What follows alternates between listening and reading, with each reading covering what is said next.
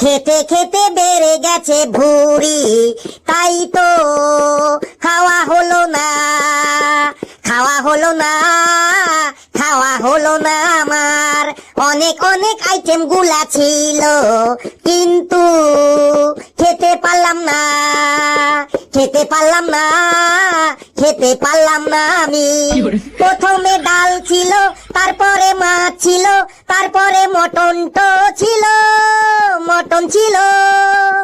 প্রথমে ডাল ছিল, তারপরে মাছ ছিল, তারপরে মটন তো ছিল, মটন ছিল।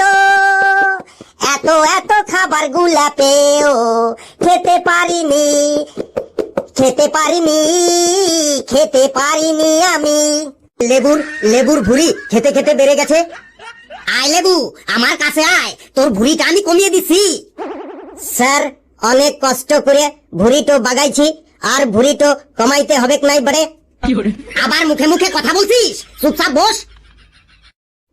এই শোন, তোদের সঙ্গে আজ আমি রিলেশনশিপ নিয়ে আলোচনা করব। স্যার, কি শিপ বললেন? আরে রিলেশনশিপ, রিলেশনশিপ মানে সম্পর্ক, সম্পর্ক নিয়ে আলোচনা করব। স্যার, সেটা আবার কেমন? সেটা কেমন? এই ধর, আমাদের পরিবারের সব মানুষের সাথে আমাদের সম্পর্ক কি, তারপর আমাদের আত্মীয় স্বজনের মধ্যে আমাদের কিভাবে সম্পর্ক হয়, এই সব বিষয়কেই এক কথায় রিলেশনশিপ বলে। ওকে স্যার, বুঝতে পেরে গেছি। আমি জানি তো তোরা সবাই বুঝতে পেরে যাবি, কারণ তোরা তো এক একটা সব জানতার দল। এসি, তুই দাঁড়া, তুই বল মা কাকে বলে? স্যার, বাবার বউকে মা বলে। আমি তোর কাছে এক কথাই উত্তর চাইনি, আমি বর্ণনামূলক উত্তর চেয়েছি। মায়ের সম্পর্কে বর্ণনা দিয়ে বলতে হবে মা কাকে বলে। স্যার, আমি বলছি, যিনি আমাদের রান্না বান্না করে খাওয়ায়, যিনি আমাদের স্নান করিয়ে দেয়, তেনাকেই মা বলে। কাজের লোকও তো অনেককে রান্না বান্না করে খাওয়ায়, স্নান করিয়ে দেয়, তার মানে তিনিও মা হয়ে গেল। স্যার, আমি বলছি, বাড়িতে যিনি আমাদের সন্ধ্যাবেলা পড়াতে বসান, আর পড়া না হলে মাথার চুলের মুঠি ধরে আমাদের পিঠে ঠাস ঠাস করে থাপ্পড় মারেন, তাকে মা বলে। সে তো বাড়িতে টিউশন টিচাররাও তোদের পড়াতে বসান, টিউশন টিচাররাও তো পড়া না হলে তোদের চুলের মুঠি ধরে পিঠে ঠাস ঠাস করে চর থাপ্পড় মারে, তার মানে টিউশন টিচাররাও কি তোদের মা হয়ে গেল? স্যার, আমি বলছি, মা কাকে বলে? যিনি পরীক্ষার রেজাল্টের দিন বাড়ির সামনে জুতো ঝাঁটা লাঠি নিয়ে আমাদের অপেক্ষায় দাঁড়িয়ে থাকে, আর আমরা যখনই রেজাল্ট নিয়ে বাড়িতে ঢুকি, ঠিক তখনই আমাদের হাত থেকে রেজাল্টটা পট্টাম করে কেড়ে নিয়ে এক ঝলক দেখেই আমাদের উপর জুতো ঝাঁটা লাঠি নিয়ে তেড়ে আসে, তাকেই মা বলে।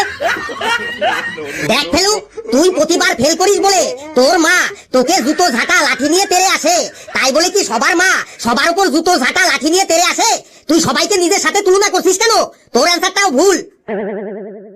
স্যার, আমি বলছি, আমার বাবার শ্বশুরের মেয়েটাকেই মা বলে বটে। কি বললি? তোর বাবার শ্বশুরের মেয়েকেই মা বলে? তোর বাবার শ্বশুরের তো 10-12টা মেয়েও থাকতে পারে, তার মানে সবাই তোর মা? কি বল, সবাই তোর মা? স্যার, আমি বলছি, মা কাকে বলে বল।